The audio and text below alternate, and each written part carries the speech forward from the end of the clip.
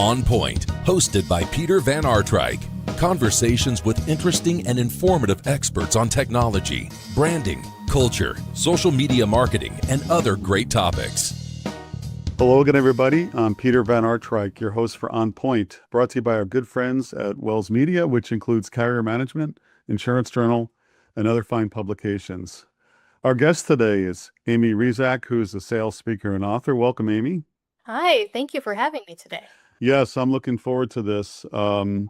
Insurance is it's all about selling something, and I hope we can impart some good knowledge. Run a vacuum cleaner over your brain and share some good nuggets for the folks out there, especially the folks who are in the trenches, the customer service reps, the producers, and so forth. For those who want to see a little bit more about Amy, the website is salesandpresence.com. That's salesandpresence.com. Okay, Amy, where are you from originally? Let's talk a little bit about you first. And you have a background in psychology, which I also have a background from Rutgers University. I really missed those classes. I really loved them. But how did that sort of influence how you built, your MO, as it were, in all your training and writing and speaking? So it started way back in the day when I actually started in sales. I needed a job, basically. Started in inside sales, did not know what that was at the time. And really it was communicating and connecting with people, really. And so I thought, I can hang with this. This is kind of fun. It aligns with what I loved in college and what my degree was in. And then they put me into outside sales. So then I got to see people face to face. And then that's all she wrote for that. When I was transferring out of my corporate sales to what I do now, one of the big things for me was that I pulled so much from that psych degree over my years of sales that I wanted to really make sure that that was in focus and in alignment for what we do. Because every single day when we're talking to people, we get a little held up in our brain around, I have to sell something, or I have to pitch this, or this is what I want. This is the outcome I want out of this. And if we roll that all back, it's communicating and connecting with another human. And so there's a lot of psychological effects that happen with that. And so bringing that front and center was definitely a main goal for the company. Yeah. What kind of industry was the inside and outside sales? Oh, it was, so I always tell people when you buy a house and they pull your credit report, that was me. I sold the credit report into banks and credit unions. I had about 5 different states that I covered. I did that for 17 years. I absolutely loved it. What's interesting about that is that it is similar to insurance in that it's very nuanced. You have to have a lot of information and expertise around what you can and can't do with that. And then you're educating in real time constantly with loan officers, with managers on how to do that per transaction to get that person into a home, which is pretty phenomenal when that end user is never going to know me. And so it was a really great thing to be a part of for a long time. Yeah. So can you talk a little more about the psychology behind that human connection you said? And so many people come out of school, universities with like a marketing degree, and they often, people need jobs, so they get a job, and very often it's in sales, but it's kind of cloaked as marketing. And these are young people in their early 20s who are coming in and just trying to get started. So, they stick them in the trenches there. But it sounded like you kind of got, quote, psyched about it. Well, a lot of people I did. they get turned off pretty quickly because maybe they're fighting against those very things you say you shouldn't be. Yeah, sure. It was a sink or swim in my industry. So when I first traveled out, my very first time seeing clients, potential clients, no one was with me. So I had no manager. I had no one helping me, supporting me. So I had to really decide quickly, what am I going to do? Because I wasn't in the industry long enough to know all the nuances or know all the information that I did 5 years down the road. So I really had to think on my feet a little bit, and I just turned right back to that human element. Well, these people care about X. I'm here to sell something to help them support X. How best can I help them and serve them with that? And so their success really was what I focused on instead of my pitch and my product. And so it's a mindset shift that has to happen first within that. And I would say that's one of the biggest things we talk about when we're talking to clients is first, let's talk about the mindset shift. Corporate and business teaches one way, right? And that's completely okay because you need to get that baseline of information. But then how do you talk track it to have that impact and have that connection instead of going in and saying, hi, I'm Amy with XYZ. Here's what we offer. I'd like to know what's on your desk that I can take off your plate. Right? That is not a human connection. That is old school selling, which really doesn't align with any industry anymore. So we're looking for what's on your plate that I want to be curious about. I want to learn more about because every situation and every client is different. So I would say the very first thing is your mindset shift. Stay in that curiosity mode. That will get you further than anything else. Yeah. Well, and it's funny because not funny, but insurance has there's a lot of things to sell. There's a lot of policies, a lot of jargon, a lot of nuance, a lot of stuff that is, like you say, one way, like here's the industry, here's what I got for you. Well, the truth is, and I know you do a lot of work in the insurance industry as well.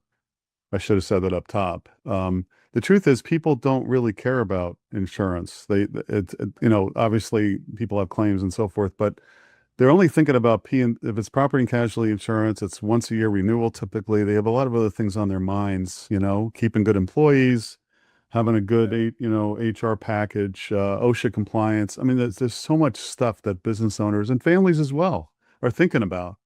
That kind of plays in, I think, what you're saying, the mindset shift, where it's get around the table, sit with somebody. I don't mean physically, but get in their world a little bit more. Be curious, learn what's in their world, because the selling can come later, right? Because you're trying to be of significance to them. You're trying to help them. It's not selling; it's helping. That's I don't mean to put words in your mouth, but it's so needed in the insurance industry because we have so much stuff all the time, stuff to sell. It's just words. It's pieces of paper, right? Mm-hmm. Not really a question. No, I'm going to back you though. I'm going to back you, Peter. I would say yes. So people buy from people. They don't buy from companies.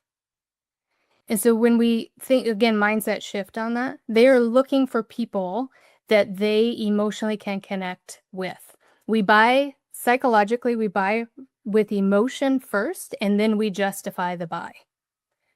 So it doesn't feel like that sometimes, but subconsciously that's what we're doing. We're always looking for that connection. We're always looking for that emotional feed, and we're looking for people that are like us, and we're looking for people that understand us. And the reason why that we technically sometimes can get in our own head and come at it with all the products and the services and the things that we offer is because we're in what we call rear eye framing, which is all about me right now. It's all about me. I can serve you this. I can do this for you. I can help you with this. The reason why we do that are a couple of reasons. Obviously, we said in the beginning, business teaches us to be similar like that.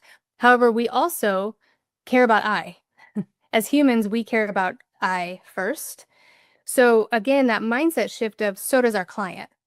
They care about themselves first.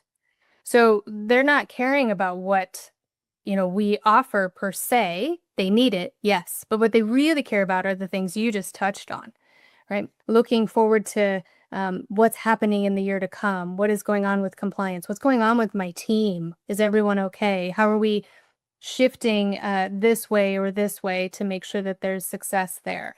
There's so many different things that are going on that when we tap into that, then we have that emotional connection of doing business as success together instead of one person selling, one person buying.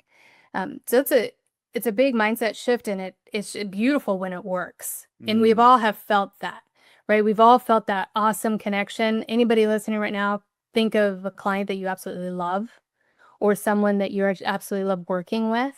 It's because there's an emotional tie and connection there. You feel like you're understood. You can call them at a drop of a hat and say, yes, they're going to help me and support me. That means a lot. That means a lot. Yeah. Makes a lot of sense. So your company's called Sales and Presence. What do you mean by presence in a professional or sales context? I can assume, but Yeah. So psychology is part of what we do. Then we go into the sales side of that, which is all of the quote unquote hard skills of sales. If you have that baseline, you're good to go. Now we're going to move into more of that presence or those deemed soft skills. We call those power skills. Your power skills are really those nonverbal connections. So we look a lot at that. How are we listening? How are we walking into a room with power? How are we communicating without ever saying a word? We do this. It's the biggest thing that we will always do in communication first before we ever start speaking. And a lot of times we do not utilize this in, number one, any training in business, but then two, in any sort of life event to be aware of that. We've all felt that. We've all felt shifts in people. If there's a comment made or you're discussing something and somebody shifts a different way or seems now standoffish in how they're communicating with you nonverbally, those are really big tells. And we do those all the time. And so we will put in our curriculum a lot of that nonverbal to help you succeed within all of your communication sides. Communication is actually 4 components. So we have thinking, listening, speaking, and nonverbal. When we think of communication, we go straight to speaking and we forget about the other 3. So we really make sure that all 4 of those are in alignment whenever we're communicating with clients. oh, I love that stuff. Brings me back to my psych classes. Mm-hmm. It's so fun. Yeah, I know, because it's kind of like we're hardwired as human beings, right? To be a certain way. So how do you even have a conversation with somebody without applying all this all this psych stuff? Do you want to Mhm. do every single conversation? Like it's fascinating. People are fascinating, aren't they? Yes. Yes. If we stay in that curiosity mindset, we can learn so much. Mm-hmm. So much within a, 10, 15-minute time span of what's really happening with them. We can have some insight on, so they're talking like they're fine, but I don't know, something's not jiving today. Mm-hmm. We feel that with people who are close to us. We don't give enough bandwidth or room to watch that and be curious with business professionals. Mm-hmm. And they're still human. Mm-hmm. Everyone's walking around with stuff. So the stuff is good and the stuff is bad and the stuff is meh in between. And so really meeting them where they are a little bit better is very helpful in Yeah. moving that success forward. Mm-hmm. Mm-hmm. Do you I want to get back to a couple things you said earlier, but you have my wheels spinning. Like do you see gender differences in this? A lot of times, I notice people, and it can be men and women, or sometimes they come across as a little gruff. They people want to get to the point, and I'm sure that if you're in a sales situation, you only got a couple of minutes with a business owner, that you're just going to go right back to the sales 101 stuff you learned and forget about the way to break through. Uh-huh. I find people who sometimes come across that way are kind of on the inside. They have a lot of pain. There's a lot of Mhm. things that they're anxious. They're anxious about something. Yep. And but also I think you tell me, but I know that there can be some gender differences that, people need to know about too. And the other one I wanted to ask you was age. I heard once that Mm. people tend to buy plus minus 5 years their age. It's good to match, a younger producer with a younger business owner, as opposed to a 60-year-old agency owner going in and trying to do it. I don't even know if that's true. That's what I've heard though. Can you comment Yeah. on any of those things? Well, way to go down a huge rabbit hole. I love rabbit holes. Gender gender's a big animal. Yeah. Yes, obviously there are going to be differences, bigger and smaller within gender, especially in business. And there are nuances that each gender is looking at and maneuvering through, right? So I think that we need to be mindful of that. I hear a lot of times, we over here hear, oh, you're a female-owned business. How did you even do that? Right? And for me, I'm like, well, I just do what I do. I don't know. You know, I just go. Yeah. But for a lot of women, especially younger women in the industry, we get a lot of questions on how can I be more confident in the room? How can I show myself as confident when I'm not speaking?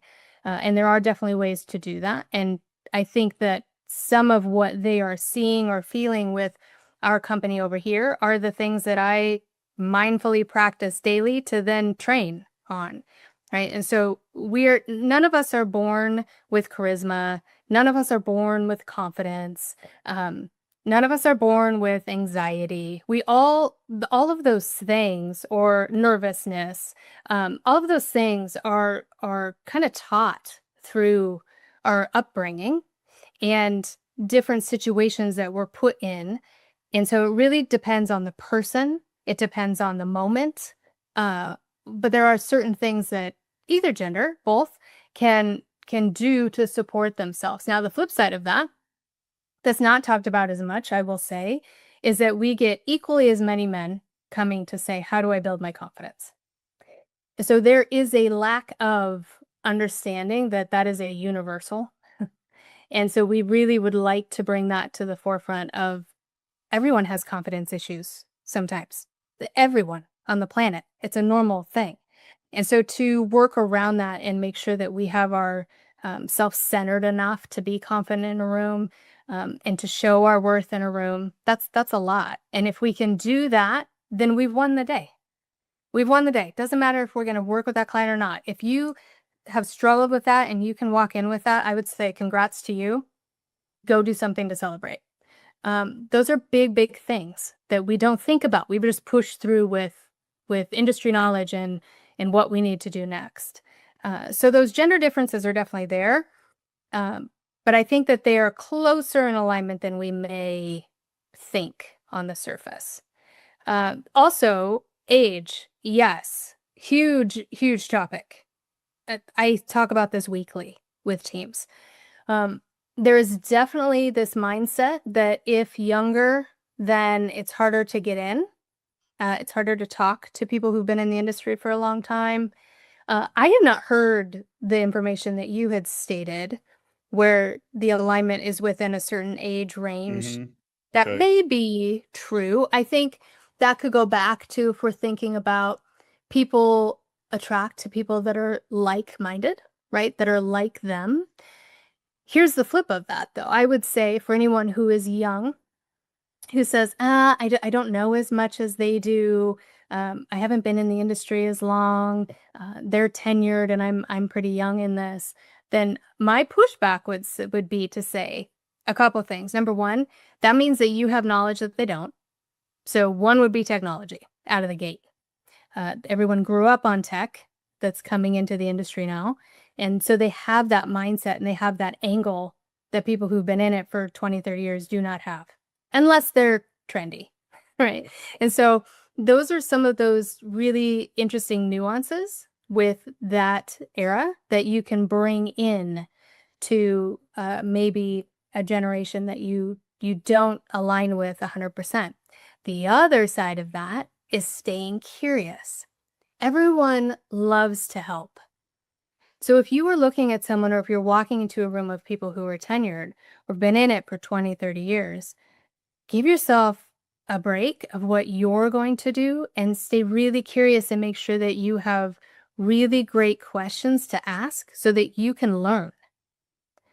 There is nothing more monumental than walking into a situation like that and learning from others who have been through it for years and years. And those people normally like to give that and help with that. And so I think that is a very exciting opportunity instead of a less than opportunity. We talked about several times. You talked about subtle things like body language, and maybe we can start with language. So what kinds of changes that you think in the language we use work well in these situations? Yeah, the verbal language Yeah. you're saying? Yes. So we tend to have filler words and diminisher words. Filler words are you'll hear them now for the rest of the podcast. Those things are not as bad when you're talking freely in a conversation like this or over coffee. If you were giving a presentation or running a meeting, we want to make sure we're more buttoned up on those filler words. Those to me are you processing in real time. Instead of silence, you're filling with those filler words. The flip of that is more detrimental, and those are your diminisher words. So diminisher words actually diminish your worth and how people feel about you. So we want to make sure that and very mindful that we are looking to take those out. There are lots of them. I'll give you mine. My biggest one is just. So just following up to see if, or just checking in. All of those, just is one of those diminisher words. So it's a softer quote unquote ask in my brain. It's not as direct, if you will. However, it's diminishing my presence and my expertise within that. Sorry is another one. I know I just hit lots of listeners with that. Every time we talk about diminisher words, sorry is the number one that comes up for people. Sorry is not something that shows you are confident. It shows you're going to sit down and be quiet. So we want to flip that. That does not mean we're not going to own the situation. So anything that's going on, we are absolutely going to take care of it. We're going to own it. We're going to just state it a little bit more confidently. So instead of, I'm so sorry I'm running late for the meeting, and you're sitting down, walk in and say, thank you for your patience. The traffic today was a little bit crazy. Okay? Very different. Subtle, but very different. So we're going to thank them. So if something is going awry, instead of so sorry that this is happening, I will take care of it, we are going to respond with, thank you so much for bringing that to my attention. Here's what we're going to do. It exudes confidence. It raises your credibility instead of diminishes within words. There's a whole list of them. If anybody's interested, reach out to me and I can send that list to you. That's great. Yeah. It's hard to do. Mhm. Yeah, no, I think I see it all the time, especially from people, email marketing. They use those words a Yes. lot. Yep. Yes. Yeah. Just circling back around. Sorry for the ping. Yes. Yes. Yes. So here's what I'm hearing from the listeners right now is because this is what I always get pushback on is what am I supposed to say then? Okay. So here's your nugget. If you are following up, you're trying to get business and you're following up. The just following up for the 12th time is what we're going to take off the table. And we're going to revert back to what you have talked about in the past. So it may sound something like, hi, Peter, happy Monday to you. Looks like we had talked on October 10th. Here are the 3 items that we covered. Looking to see if you would be interested in getting some time this week or the following week to discuss. So we're taking off the follow-up. We're taking off the just. And what we're leaning on is what you cared about, what client cared about in our initial discussion. So we're bringing that to the forefront. The reason why we're doing this goes back to psychological effect. The reason why we're doing this is because it's not our client or potential client's job to remember everything for us. It is our job to remember everything for them.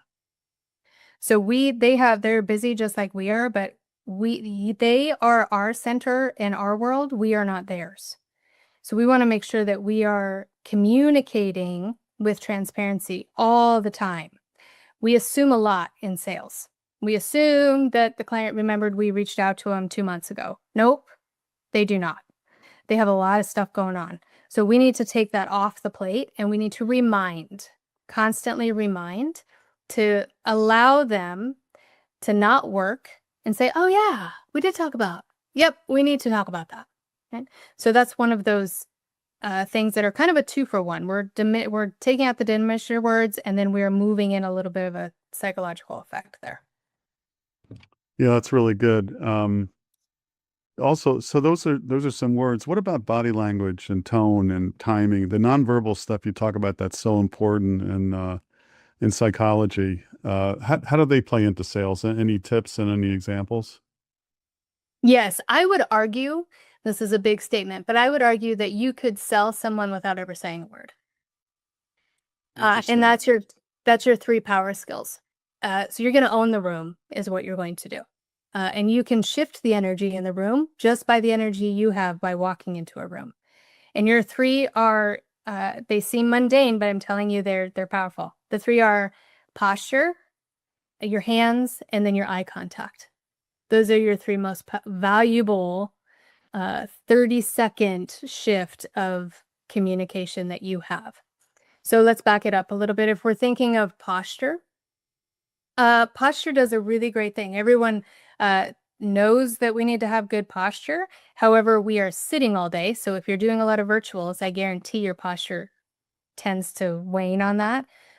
Checking in on that. If we are walking into a meeting, or if we are walking into a networking event, a lot of times, most of the time, we'll have our phone. The phone is what we call a low power position. So as soon as you look at that, you are now cut off. That means I am not interested in talking to anybody in this room, so do not come talk to me. You're not open and welcome, if you will. So we want to make sure that that phone is completely put away. That thing will always tell people subconsciously that it is more important than they are. So we need to put it completely away. Lots of research done on posture. They've done one with people who were born blind, and those who became athletes, when they would win in their event, they would do the power pose, the high power winning stance. And when they lost, they would go into that low power. This is an innate posture for us to be drawn into people. We look for winners in a room, every room that we walk into. So posture gives us that. It gives that communication of, hey, I'm welcoming and please come talk to me. Number 2 are your hands. Your hands are your trust factors. We subconsciously, as humans, this is just a human psychological effect that we have, we're constantly making sure that we're safe as humans. So we're wandering around in a grocery store, airport, networking event, wherever that is, and we're constantly subconsciously looking to see if we're going to be safe, or if the people walking to us or by us seem to not feel as safe. And hands do that for us. There's a lot of studies in this. One of the most recent ones, which is really fascinating, is that they took all the TED Talks up to 2019 and wanted to know why some went viral, some did not. And the one reason why all the ones that went viral did was because they used twice as many hand gestures. We lean into our trust factors. So a couple things that you can do there: don't put them in your pockets.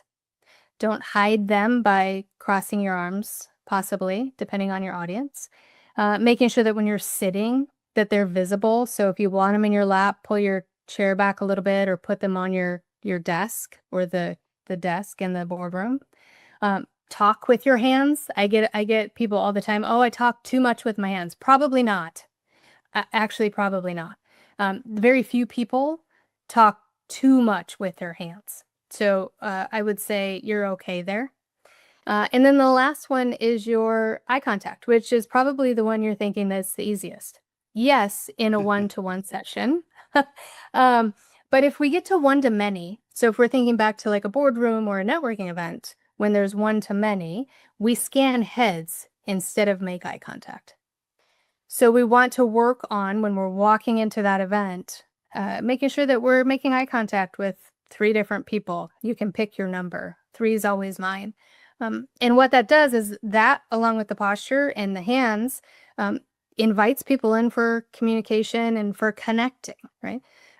Interestingly enough, eye contact is the same as a really big, good hug. It creates oxytocin for us. So when we do that, there is a connection response in the brain and the body.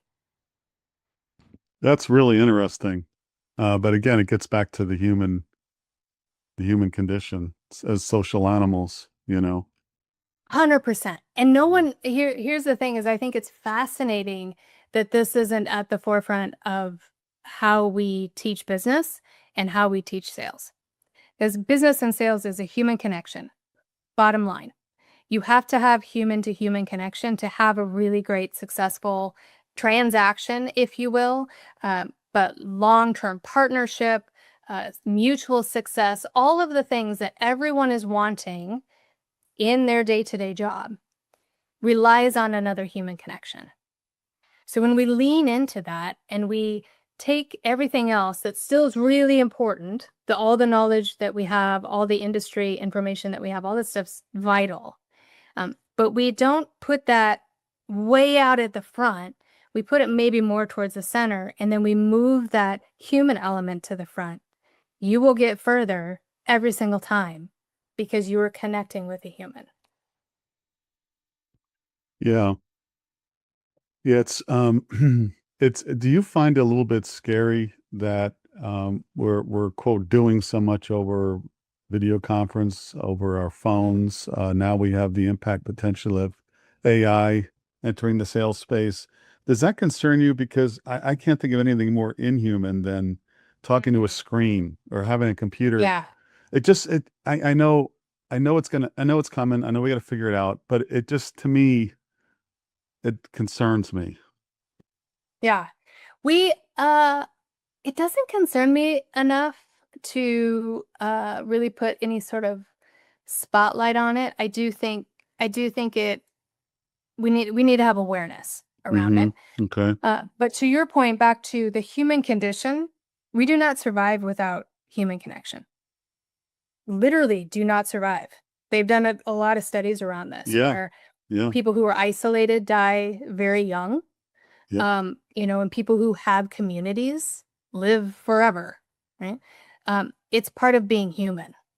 And so I do not think, no matter what happens with technology, I do not think that we will fully ever get to a space where things like conferences don't matter and coffee meetings don't matter and going into the office if you have one however many times doesn't matter.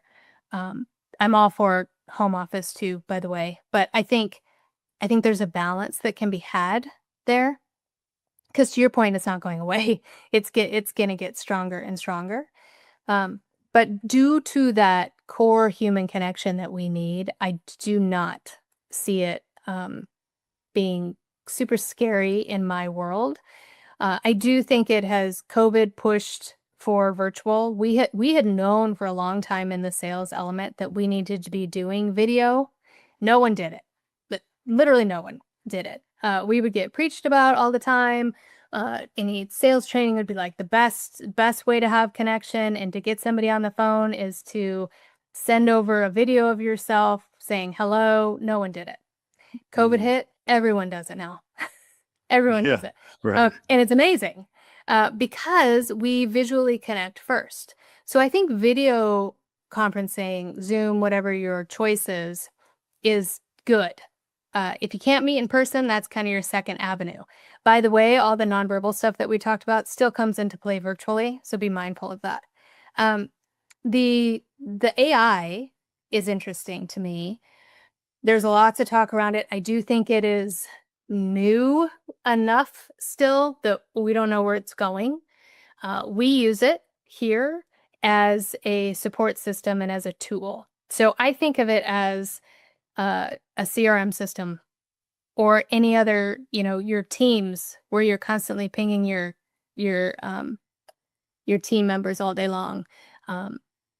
It's a tool that you can use. So I think if you're using it 100% of the time for everything, maybe not the best, but it is a tool for you to support and help you. We use it here for LinkedIn posts. We do it for drafting emails. We also have a company that we're working with tightly that does virtual role play.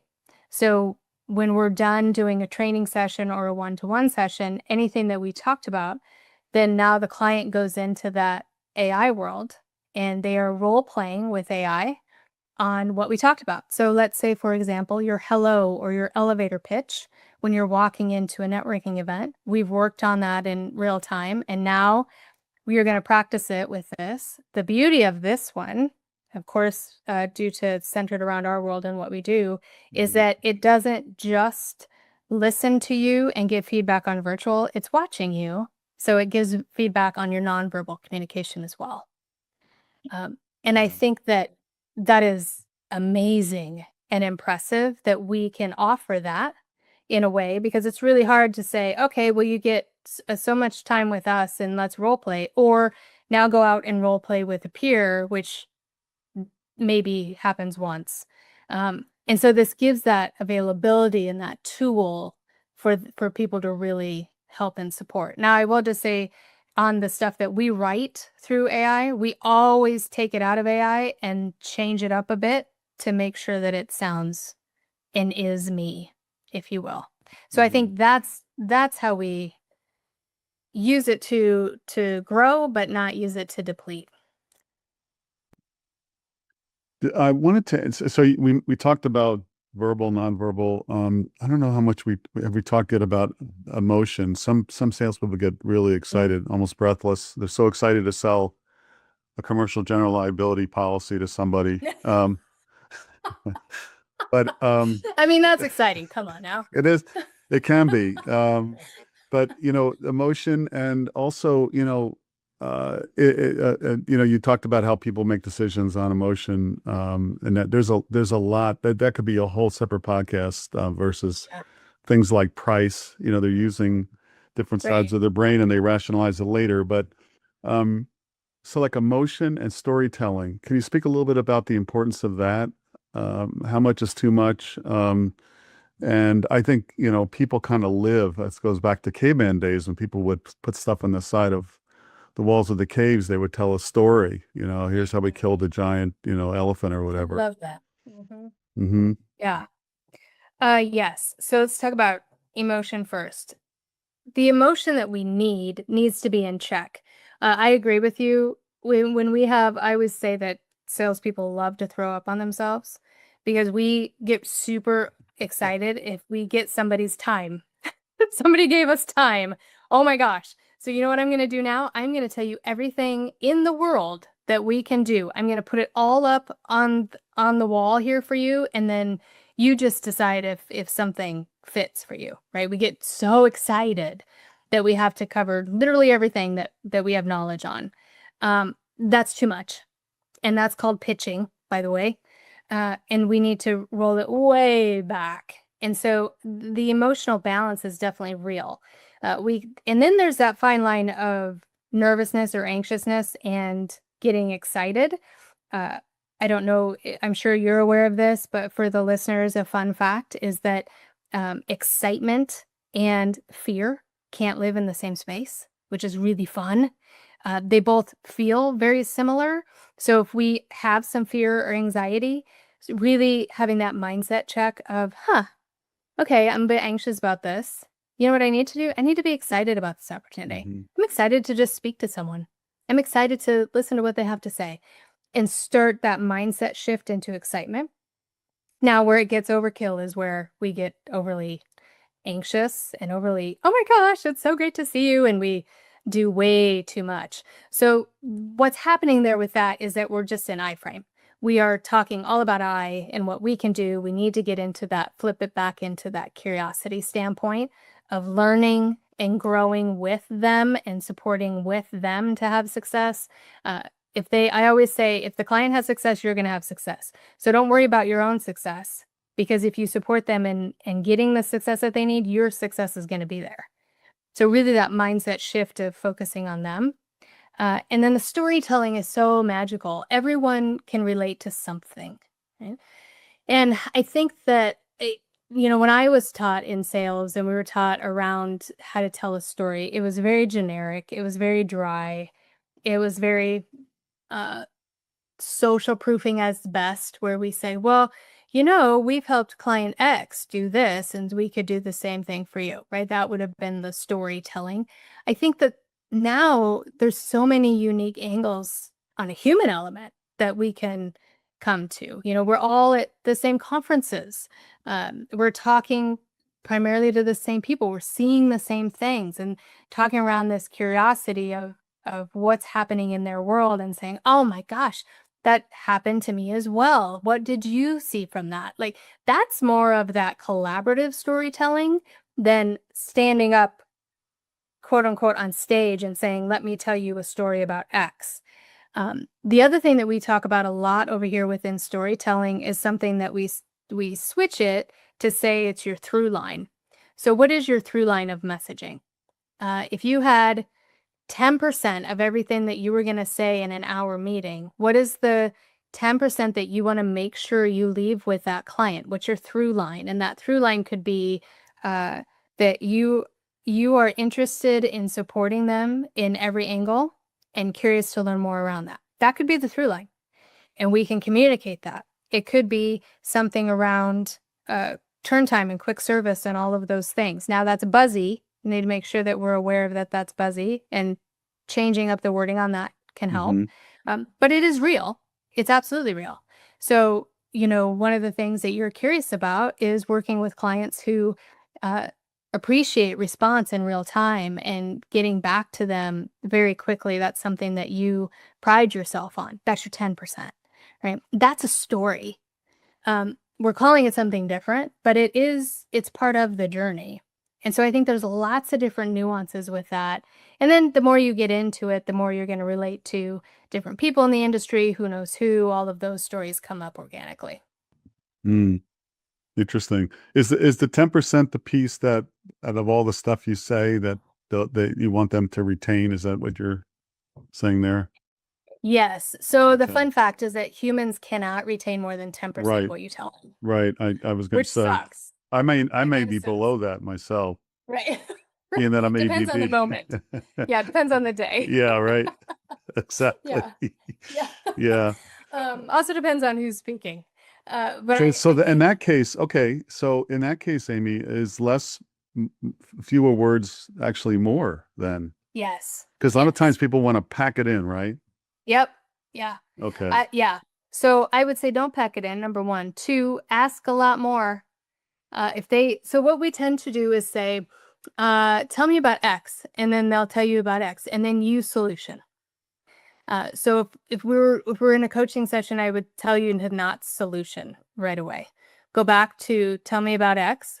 Client's going to tell you about X, and then you're going to say, okay, I would like you to dive in a little bit more on X for me. Can you tell me about this? Or can you tell me about this? We're going to stay with the client instead of solution. So that's like your 3 why funnel, if you will. Ask why multiple times in a different way. It could be, tell me more around that, or can you explain that further for me? Lots of different nuances in that question. But what you're doing is you're gaining intel. You're gaining knowledge instead of just flipping right to the solution. Oh, I got that for you. I know what that is, right? We're going to sit with that client more to really discover what's happening. Back to your point earlier of everybody has a lot going on. If they're worried about compliance or their team being stressed or overloaded, those types of things, you would not know that if you went right to solution. You're going to find that out when you sit more with the client and have those conversations. Yeah. So that's really where that magic happens. And so you may not get to the 5 things on your agenda, but you got to the one thing the client needed.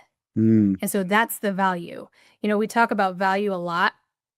Value is overrated, that word. All value is what matters to the client. It has nothing to do with you. So at the end of the day, if it matters to the client, that's the value.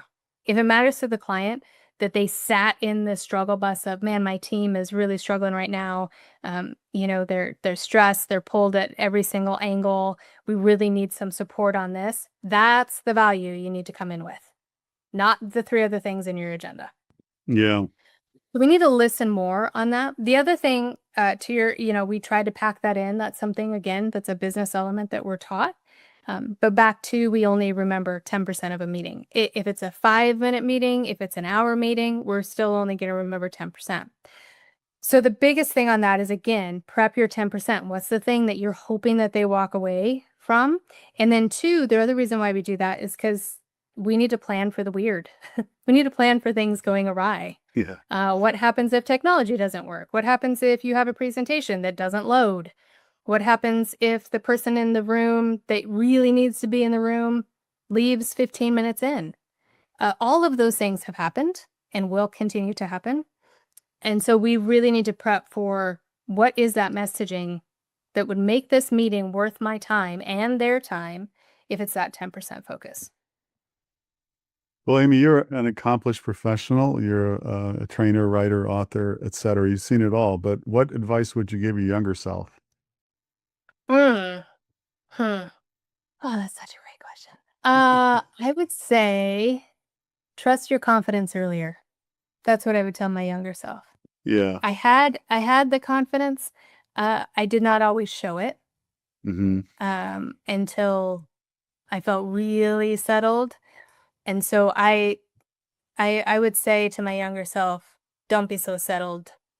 You have it. Show it earlier. And I suspect a lot of younger selves out there, and you touched on it. I particularly female, they need to do that. It is so, I am so excited about the women's groups in the insurance industry in particular. There are, I think I saw a number, there's 70% of the workforce is female, 30% in the C-suite or executive positions, including the C-suite. I might have the 70 wrong, and it flips. So it's 70% female in the industry, but it's 70% of men have the executive positions.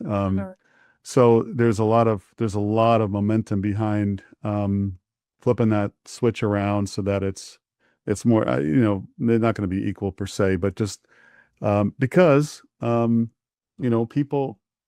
people need to buy from people who they want to buy from. The future is going to look a lot different. So let's work on it, and they are working on it. And you've seen it because a lot of your tribe in the insurance industry are female executives who want to work with you, right? So I'm calling it out. As an older white guy, I can do what I want now. So I love it. We had a good run, but it's over, man. It's time for you guys to step in and kick some butt. Yeah, I agree. I think there's so many amazing women that I've met in the insurance space that are unbelievably powerful. Knowledge, confidence, caring, all the things that they do really, really well is so impressive to me. And to your point, sky's the limit on that. Absolutely, sky's the limit on that. Yeah. Well, Amy, I could listen to you all day long. It's been really fun. I thank you for taking some time out. I wish you all the best with the business. And for those again who want to check out Amy's stuff, salesandpresence.com. And I look forward to seeing you down the road, Amy. You too. Thanks so much for having me on.